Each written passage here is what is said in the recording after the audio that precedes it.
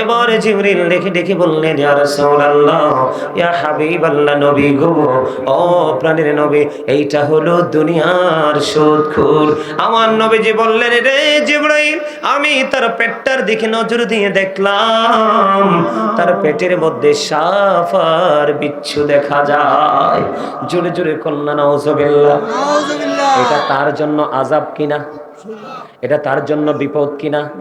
আরো জোরে বলেন না, বিপদ না? শুধু বিপদ নয়, মহাবিপদ বন্ধু। বুখারী এবং মুসলিম শরীফের মধ্যে এসেছে আর একটা হাদিসের একটা অংশ, সামর ইবনে জুনদুব রাদিয়াল্লাহু তাআলা আনহু থেকে হাদিসখানা বর্ণিত। আমার নবী, আপনার নবী, দু জাহানের বাদশা নবী, রাহমাতুল লিল আলামিন, তিনি বলে দিয়েছেন, আমি আমার সঙ্গীদের সাথে আমি সফরে বের হলাম, স্বপ্ন যোগে বের হওয়ার পরে আমি নবী অনেক দৃশ্য দেখলাম। এর মধ্যে একটা দৃশ্য আমি দেখতে পাইলাম, একটা মানুষ রক্তের নদীতে সাঁতার কাটে, রক্তের নদীতে সাঁতার কেটে কেটে সে কুলের দিকে আসতে চায়, পাড়ের দিকে আসতে চায়, কিন্তু সে পাড়ে যখন আসতে চায়, পাড়ের মধ্যে আরেকজন বড় পাথর হাতে নিয়ে দাঁড়িয়ে আছে। কুলে আসতে চাইলেই তাকে পাথর মারে, কুলে আসতে চাইলেই তাকে পাথর মারে। নবীজি বললেন, আমার সঙ্গী হলো ফেরেশতারা। আমি আমার সঙ্গীদেরকে প্রশ্ন করলাম, এই মানুষটা কে রে? রক্তের নদীর মধ্যে সাঁতার কাটতেছে, সাঁতার কেটে কেটে কোলে আসতে চায়, কিন্তু তাকে কোলে আসতে দেওয়া হয় না। কেন কেন? কারণ সে পৃথিবীর বুকে শোধ খেয়েছে। তখন ফেরেশতারা বলল, নবী গো, এটা তার সাজা গো নবী, এই রক্তের নদীর মধ্যে তাকে থাকতে হবে। ইয়া রাসূলুল্লাহ, কেন? এই কারণে থাকতে হবে, সেই পৃথিবীতে শোধ নামক ব্যবসার মাধ্যমে গরিব দুঃখী অসহায় মানুষের বডির রক্ত চষে নিয়েছে। কথা বলেন না কেন? এটা তার জন্য দুঃখ কিনা? এটা তার জন্য আযাব কিনা?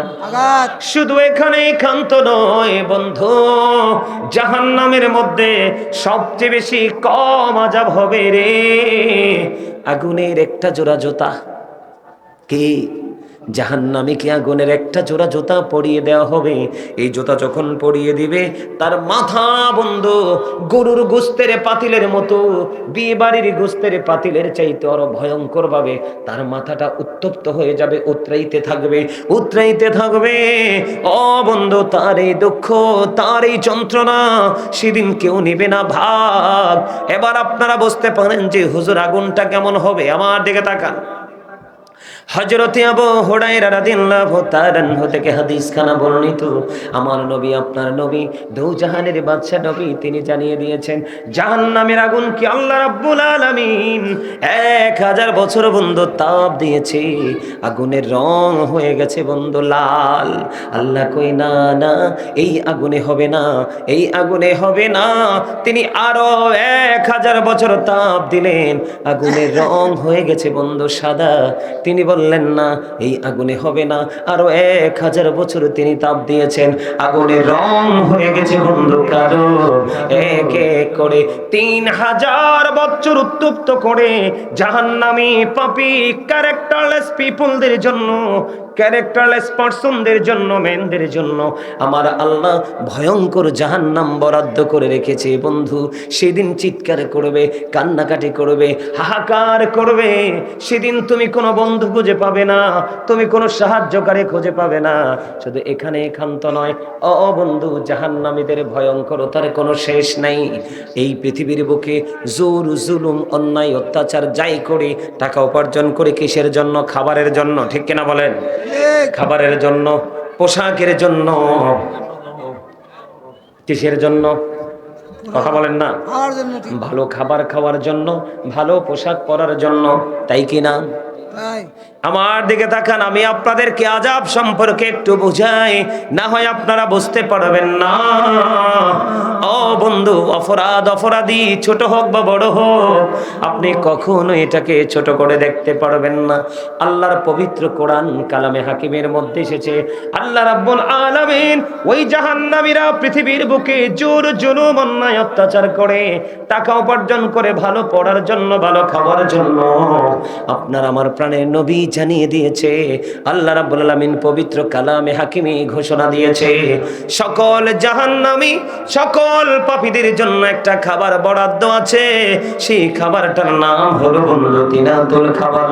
ইয়া রাসূলুল্লাহ, এটা হাদিস শরীফের মধ্যে এসেছে। এই তিনাতুল খাবালটা কি গো নবী? এই তিনাতুল খাবালটা কি? আপনার আমার প্রাণের নবী তিনি বলে দিয়েছেন, এই তিনাতুল খাবালটা হলো আরেকটা জাহান্নামীর নিংড়ানো রক্ত, পুজ অথবা ঘাম। জোরে জোরে বলুন নাউজুবিল্লাহ। রক্ত, পুজ, ঘাম, তিনটার একটা কি কোনো মানুষ খেতে পারবে না? পুজ চিনতে পারছেননি? মানুষের শরীরে ফোড়া হয় না, কথা বলেন না? আবার অনেক সময় কেটে গেলে জখম হইলে ইনফেকশন হয়ে মরক্ত বের হয় কিনা? এইরকম নোংরা পচা দুর্গন্ধযুক্ত আরেকটা জাহান্নামীর বডি, পচা নিংড়ানো রক্তপুঞ্জ জাহান্নামীকে খেতে দেওয়া হবে। ও বন্ধু, সেদিন তাকে খাইতে হবে। এইটা কি কখনোই খাওয়া সম্ভব? কোনদিন সম্ভব? কোনদিন এটা খাওয়া সম্ভব নয়। আল্লাহর কোরআন খুঁজে দেখলাম, ওই জাহান্নামীদের জন্য আরেকটা খাবার বরাদ্দ আছে, যেটার নাম হলো বন্ধু জাক্কুম। এই জাক্কুমটা কি? এটা কাঁটাযুক্ত একটা বিষাক্ত ফল। এত বিষাক্ত বন্ধু, বর্তমানে আপনাদের এই জমিনে যদি একটা ফোঁটা জাক্কুমের রস পড়ে, একটা ফোঁটা জাক্কুম যদি পড়ে রে, কিয়ামত পর্যন্ত এই পৃথিবীর মাটিতে কোনো ফসল ফলবে না।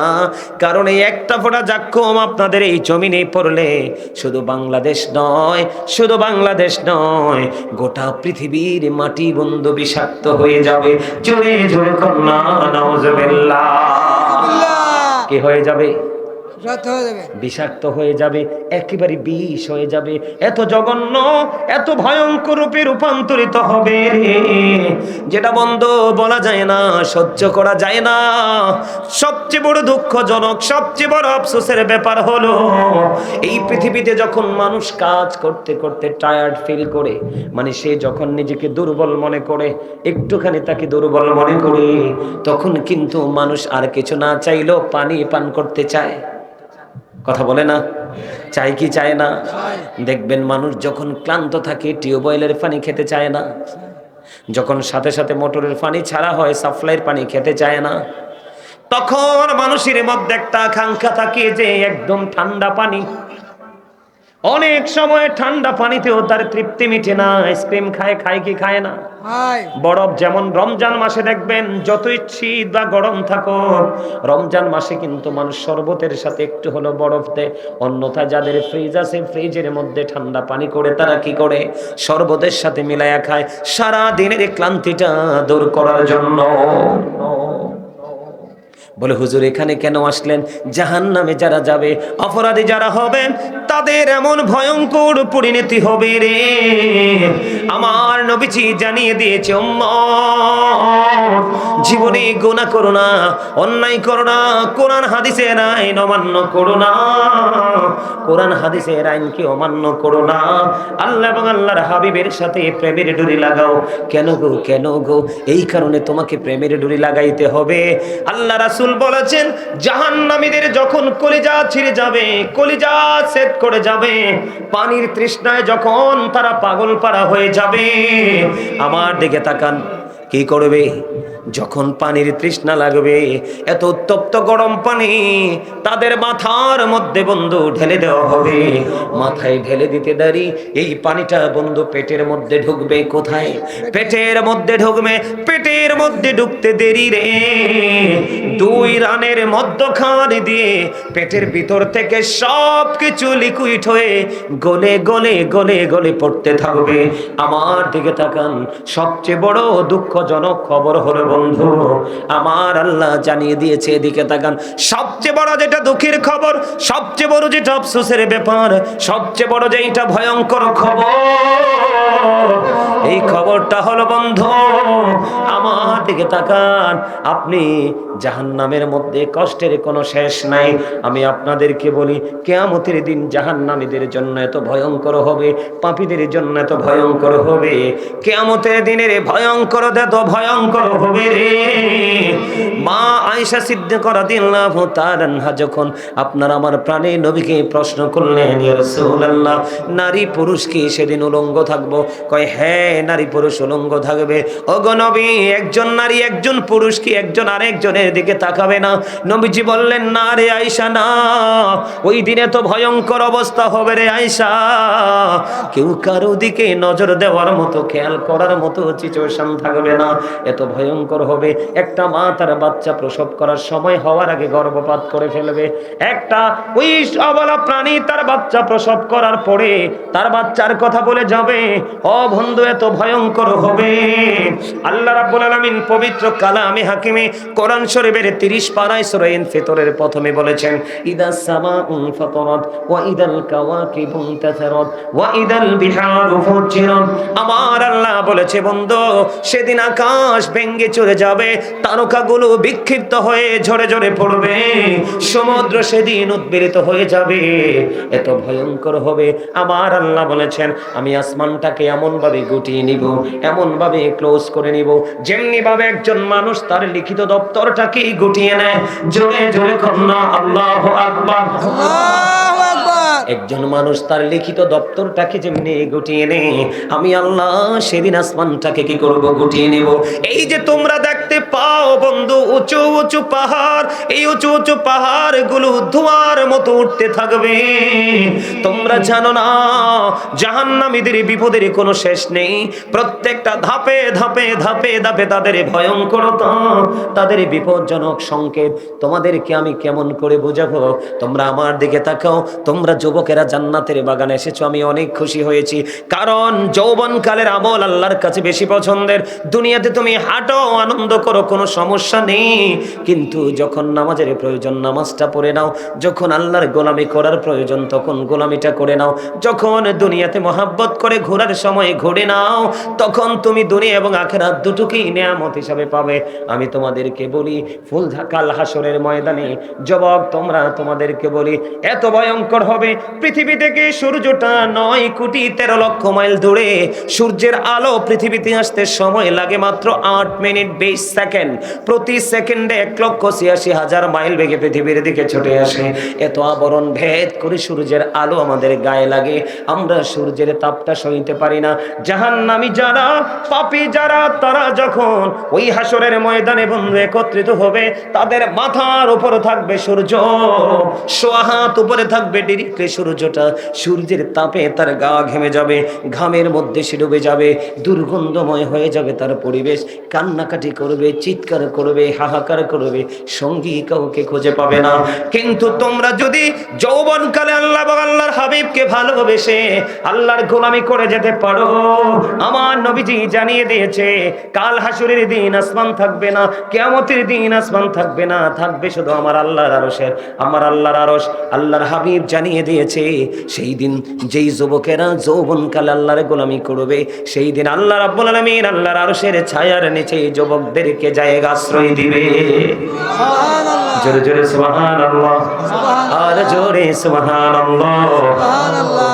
এবার আমি বলি, ফুলচেরাতের ফুল হবে 30,000 বছরের রাস্তা। উপরের দিক থেকে আগুন নিচের দিকে ঝুলন্ত, নিচের দিক দিয়ে আগুন উপরের দিকে উদিত। 30,000 বছর রাস্তা হবে। ফুলচেরাতের ফুল চুলের চাইতে চিকন, হীরার চাইতে দার হবে। এটার নিচেই হবে জাহান্নাম। যারা জাহান্নামী হবে, ফুলচেরাতের ফুলটা পার হতে পারবে না। এখান থেকে বন্ধু ক্ষত বিক্ষত হয়ে জাহান্নামে নিক্ষিপ্ত হবে। জাহান্নামের উপরের ভাগ থেকে তলদেশে গিয়ে পৌঁছতে কমপক্ষে সময় লাগবে 70 বছর।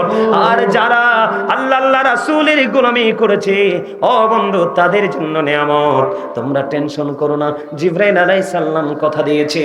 জিবরাইল বলেছে, ও নবীর আশিকেরা, ও নবীর প্রেমিকেরা, তোমরা টেনশন করো না। আমি জিবরাইল কথা দিলাম, ওই ভয়ঙ্কর ফুলচেরাতের ফল আমি জিবরাইল তোমাদেরকে পার করে দিব। সুবহানাল্লাহ। আমার নবীজি বলেছে, যুবক তোমরা টেনশন করো না। জীবনে কখনো কখনো দুনিয়ার কাজ করবে, মাঝে মাঝে আমার আল্লাহর গোলামি করবে। আমার নবীজি জানিয়ে দিয়েছে আল হাসান ওয়াল হুসাইন সাইয়্যিদা শাবাবি আহলিল জান্নাহ। আমার নবীজি বলে দিয়েছেন Imam Hasan and Hussain are the leader of younger people in Jannah. আমার নবী বলেছেন ইমাম হাসান হুসাইন জান্নাতে যৌবনকালে যারা আমল করেছো, আল্লাহর সাথে প্রেমের ডোরি লাগিয়েছো, সকল যুবকদের জান্নাতে লিডার হবে ইমাম হাসান হুসাইন দুই ভাই। জোরে জোরে সুবহানাল্লাহ, আর জোরে সুবহানাল্লাহ। সুবহানাল্লাহ ওয়ালহামদুলিল্লাহ লা ইলাহা ইল্লাল্লাহ। সুবহানাল্লাহ ওয়ালহামদুলিল্লাহ লা ইলাহা ইল্লাল্লাহ। লা ইলাহা ইল্লাল্লাহ, লা ইলাহা ইল্লাল্লাহ। নবী আমার নূরের ফোঁটা জগৎ করলেন ও যারা, রোজ হাসরে করবেন তিনি উম্মতের ফয়সালা। সুবহানাল্লাহ ওয়ালহামদুলিল্লাহ লা ইলাহা ইল্লাল্লাহ। সুবহানাল্লাহ ওয়ালহামদুলিল্লাহ লা ইলাহা ইল্লাল্লাহ, লা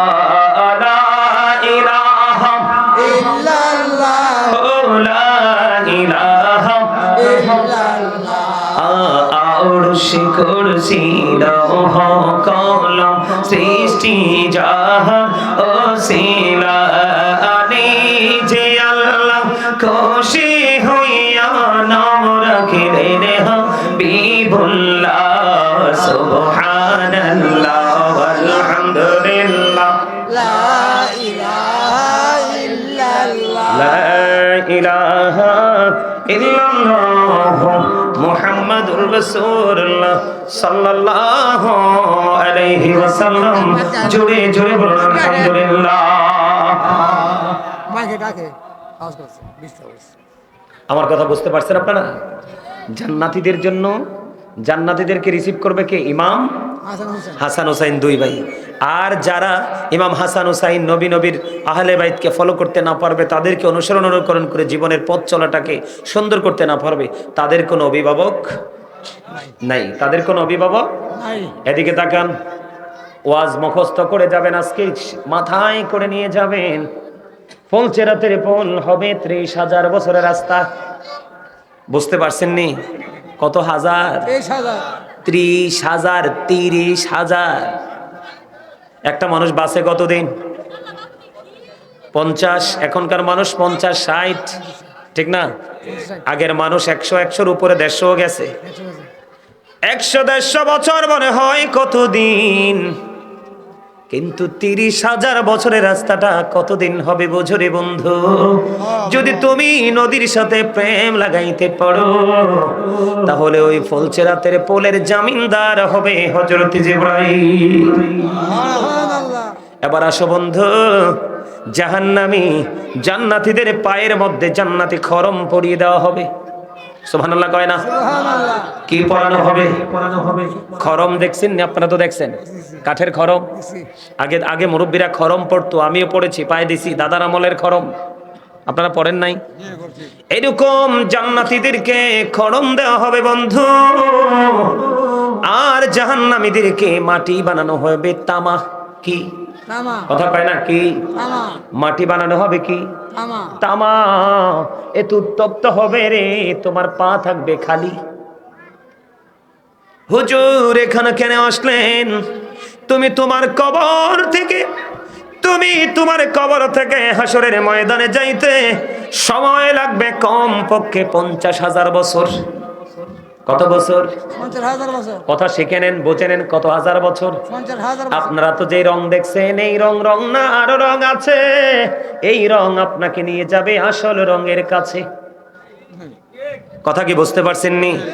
যুবক তোমরা খেয়াল করো, তোমরা যথেষ্ট বুদ্ধিমান, এই যুগের ছেলেরা অত্যন্ত ইন্টেলিজেন্ট। আমি যুবক তোমাদেরকে বলছি, প্রত্যেকেরই কবর থেকে হাসরের মাঠটা কত বছর হবে? 50,000 বছরের রাস্তা হবে। পাপী যদি হও, এই তামার উপর দিয়ে তোমাকে হেঁটে হেঁটে যেতে হবে। ও বন্ধু, মাটি সেদিন তামা হয়ে যাবে। কিন্তু তুমি যদি মদিনাওয়ালার পাগল হও, যদি তুমি প্রেমিক হও, তাহলে তোমার জন্য বড় একটা নিয়ামতের খবর হলো। এটা কোন মাস? এই যে আসছে সামনে 27 তারিখ হয়ে রজব হবে, মেরাজ উদযাপিত হবে। মেরাজের রজনীতে আমার নবীজি বরাদ্দ করে গেছেন। বোরাক যখন আমার নবীজির সামনে যখন এসে হাজির হলো, আমার নবীজি বোরাক দেখে কেঁদেছিলেন। আমার আল্লাহ ডাক দিয়ে বলে, জিবরাইল, আমার হাবিবকে প্রশ্ন করো গো, কেন আমার হাবিব এমন আনন্দের দিনেও কাঁদে? এবার আমার নবীজি একটা ডাক দিয়ে বলল, রে জিবরাইল, আমার মালিক আমার জন্য আজকে বোরাক পাঠিয়ে দিল। আমি আল্লাহর বাড়ি যাব, আল্লাহর সাথে দেখা করব, কিন্তু আমি কাঁদছি এই জন্য, আমার আল্লাহ আমার জন্য আজকে বোরাক পাঠিয়ে দিল। আমার গুনাহগার উম্মত গুলো কাল হাসুরের দিন আপন আপন কবর থেকে 50,000 বছরের রাস্তা কেমন করে অতিক্রম করে হাসরের ময়দানে আসবে। আমার আল্লাহ কথা দিয়েছে, জিবরাইল, আমার হাবিবকে জানিয়ে দাও, আমার হাবিবকে ভালোবেসে ফলো করেছে, তার পথ চলাটাকে সুন্দর করতে পারবে। আমি আল্লাহ কথা দিলাম, ওই পাগল উম্মতের জন্য আমি সেই দিন বোরাকের ব্যবস্থা রাখবো। কোনটা ভালো? কোনটা ভালো? রাসূলের পথ কোনটা? কথা বলেন না কেন? কোনটা ভালো? এবার আসেন, আপনারা মনে মনে ভাবতে পারেন যে হুজুর, আমাদের জন্য এত ভয়ঙ্করতা কেন আল্লাহ বরাদ্দ করে দিল?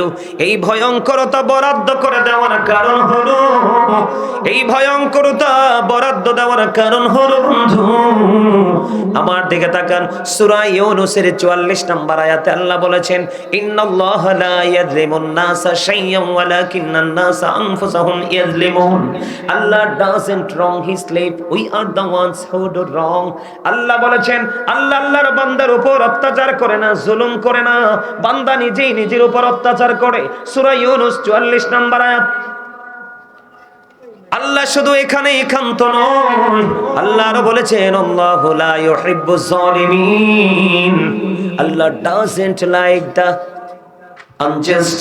আল্লাহ রাব্বুল আলামিন জালেমদেরকে, অত্যাচারীদেরকে পছন্দও করে না। খেয়াল করেন, আল্লাহ বলেছেন, আল্লাহ বান্দার উপর জুলুম করে না, অত্যাচার করে না, বান্দা নিজেই নিজের উপর জুলুম করে, অত্যাচার করে।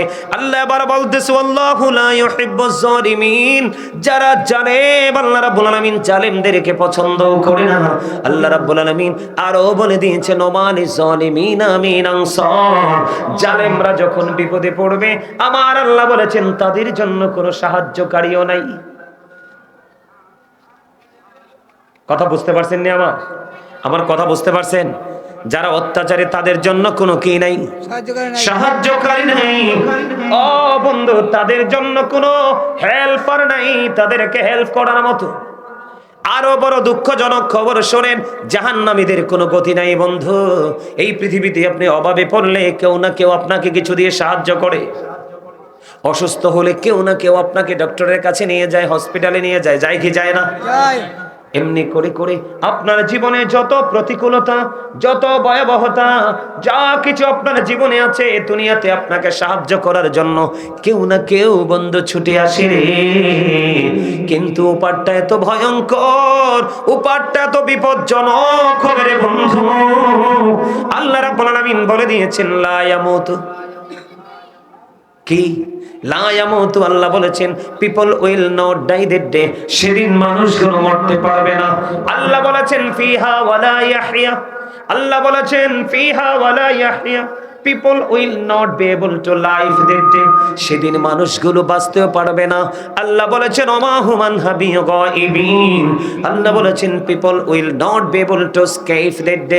সেদিন মানুষ সেখান থেকে পালাইতেও পারবে না। যাবেনটা কোথায়? আমার কথা আপনারা বুঝতে পারছেন? লা ইয়ামুতু, মরার সুযোগ নাই। ফিহা ওয়ালা ইয়াহইয়া, বাঁচার সুযোগ নাই। ওমা হুম আনহাবি গায়িবিন, পালিয়ে যাওয়ারও কোনো সুযোগ নেই। আরো বড় ভয়ঙ্কর খবর কি জানেন? আল্লাহ বলেছেন, ইন্না বাতুশা রাব্বিকা লাশাদীদ, the seizing of Allah is difficult. আল্লাহর ধরা, আল্লাহর পাকড়াও বড় শক্ত, বড় কঠিন। আল্লাহ বান্দাকে শক্ত করে ধরবে, চাইলে দৌড়ও দিতে পারবে না। পালাতে পারবে? না। কথা বলেন, পালাতে পারবে না। আপনার জীবনের দিকে তাকান। এই দুনিয়াতে দোকানে পাটে বাজারে যদি আপনি কি দেখেন, সিসি ক্যামেরা দেখেন, আপনি কিন্তু ভয় পেয়ে যান। আরে এখানে যদি কিছু হয় আমি কি করে যাব? ধরা পড়ে যাব। কিন্তু আপনারা একবারও ভাবেন না নিজের দুই কাঁধে দুইটা চিরস্থায়ী সিসি ক্যামেরা আছে, সেটিং করা আছে। আছে না নাই? আরো জোরে বলেন, আছে না?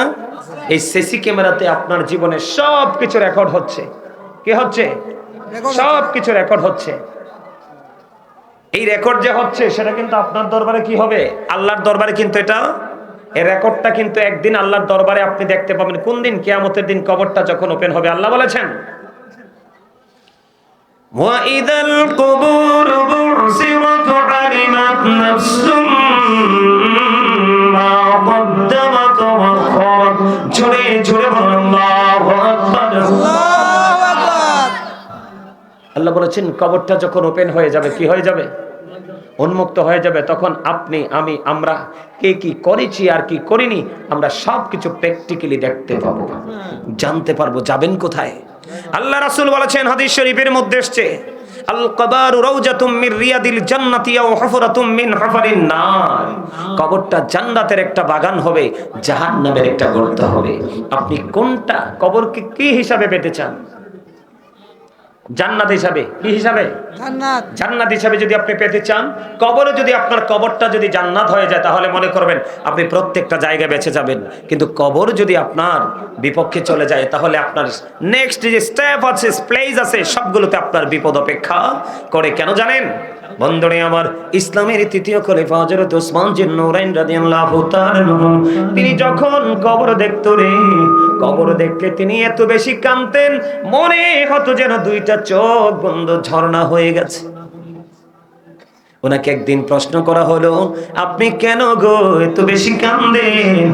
এবার তিনি বললেন, আমার কান্নার কারণ হলো ওই বর্জকি জীবনের প্রথম ধাপ হলো কবর।